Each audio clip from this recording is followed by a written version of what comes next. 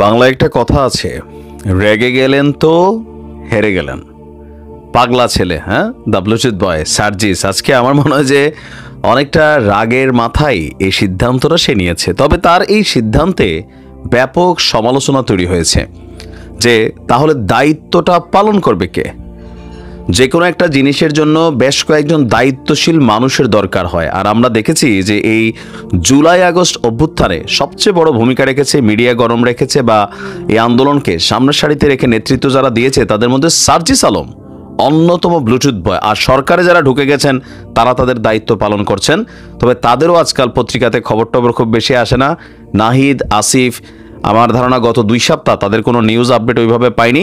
তো বাহিরে যারা আছে, হাসনাত আবদুল্লাহ বৈষম্য বিরোধী নিয়া ওইখানে মারামারি চলতেছে, পিটাপিটি চলতেছে। এদিক দিয়ে বাকি ছিল সার্জিস আলম। তো সার্জিসের নেতৃত্বে যে দায়িত্বটা ছিল সেটা ছিল খুবই গুরুত্বপূর্ণ একটা সেক্টর। বিশেষ করে এই আন্দোলনে যারা আহত হয়েছেন, নিহত হয়েছেন, তাদের পরিবারের জন্য যে শত শত কোটি টাকা এখানে গিয়েছে, সেই টাকাগুলোকে যারা আহত হয়েছেন তাদের লিস্ট করে, যারা নিহত হয়েছেন লিস্ট করে তাদের পরিবারের কাছে এই টাকাটা পৌঁছে দেওয়া। তো তারা কি শতভাগ পারছে এখন এই দায়িত্ব পালন করতে? আসলেই পারছে না। ছাত্ররা রাস্তায় নামছে, এখন আমরা পত্রিকাতে দেখছি গুলিবিদ্ধ হয়েছে, আজকে 6 মাস খবর নাই, এরকম অনেক ধরনের অভিযোগ কিন্তু তৈরি হয়েছে। আর এই সকল কিছুর মাঝখানে প্রেশার ফিল করছেন সার্জিসের। পাশাপাশি এমপি ইলেকশন করবেন, বেচারার রাজনৈতিক ব্যস্ততা একটু বাইরে গেছে। তো জুলাই আগস্টে আসলে খুব বেশি সম্ভবত সময় দিতে পারছেন না। আবার তাকে কমেন্ট করছেন অন্য সমন্বয়করা, সে আবার রাগের মাথায় বলতেছে তাহলে তুই দায়িত্ব নে। এই যে মান অভিমানের খেলায় আসলে ঝামেলায় পড়বে কারা? যারা এই আন্দোলনে আহত হয়েছে, নিহত হয়েছে, তাদের পরিবারগুলোই ফাইনালি বিপদে পড়তে যাচ্ছে আমার কাছে মনে হচ্ছে। দর্শক, জুলাই শহীদ স্মৃতি ফাউন্ডেশনের দায়িত্ব ছেড়ে দিয়েছেন আপনার বৈষম্য বিরোধী ছাত্র আন্দোলনের অন্যতম সমন্বয়ক, জাতীয় নাগরিক কমিটিতে এই মুহূর্তে যিনি ব্যস্ত, সার্জিস আলম। আজকে নিজ ফেসবুক প্রোফাইলে একটা পোস্ট দিয়ে তিনি বলছেন, জুলাই শহীদ স্মৃতি ফাউন্ডেশনের সাধারণ সম্পাদকের দায়িত্বে আমি নেই। কেন নেই? এই ফাউন্ডেশনের গতি ত্বরান্বিত করার জন্য ফাউন্ডেশনের গঠনতন্ত্র, কাঠামো এবং কাজের প্রক্রিয়াতে পরিবর্তন আনা হয়েছে। এখন থেকে এক্সিকিউটিভ কমিটি পুরো অফিসের সার্বিক বিষয় পরিচালনার দায়িত্ব পালন করবে। চিফ এক্সিকিউটিভ অফিসার মানে সিইও যিনি থাকবেন, সেখানে অফিসের প্রধান হিসেবে দায়িত্ব পালন করবেন। আর মীর মাহবুব রহমান স্নিগ্ধ বর্তমানে সিইও হিসেবে দায়িত্ব পালন করছে। পার্ট 2 হচ্ছে গভর্নিং বডি।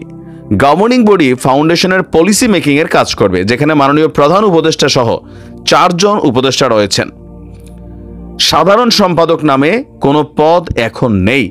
এই ফাউন্ডেশনের প্রথম আর্থিক সহযোগিতা শুরু করে 1 অক্টোবর, অফিস চালু হয়েছে 15 অক্টোবর, সার্জিস দায়িত্ব গ্রহণ করছে 21 অক্টোবর। তার বক্তব্য 31 ডিসেম্বর পর্যন্ত 2 মাসে 10 দিনে সে দায়িত্ব পালন করছে। এরপর দায়িত্ব থেকে সে সরে এসেছে। ফাইনালি আমার সাইনিং অথরিটি 7 জানুয়ারি হস্তান্তর হয় এবং অফিসিয়ালি আমার দায়িত্ব শেষ করি। 31 ডিসেম্বর পর্যন্ত ভেরিফাইড 826 জন শহীদ পরিবারের মধ্যে 628 জনকে সহযোগিতা করা হয়েছে। 11,000 ভেরিফাইড আহতদের মধ্যে 2,000কে সহযোগিতা করা হয়েছে। টাকা আছে। ডাক্তার ইউনূস বলছেন যে এখানে টাকার সমস্যা না, সমস্যা হচ্ছে ম্যানেজমেন্ট। তো সেই ম্যানেজমেন্ট থেকে যদি সার্জিসও সরে যায় তাহলে এগুলো করবে কারা? তার বক্তব্য, যতদিন পর্যন্ত আমি সর্বোচ্চ সময় ফাউন্ডেশনে দিতে পেরেছি আমি দায়িত্ব পালন করেছি।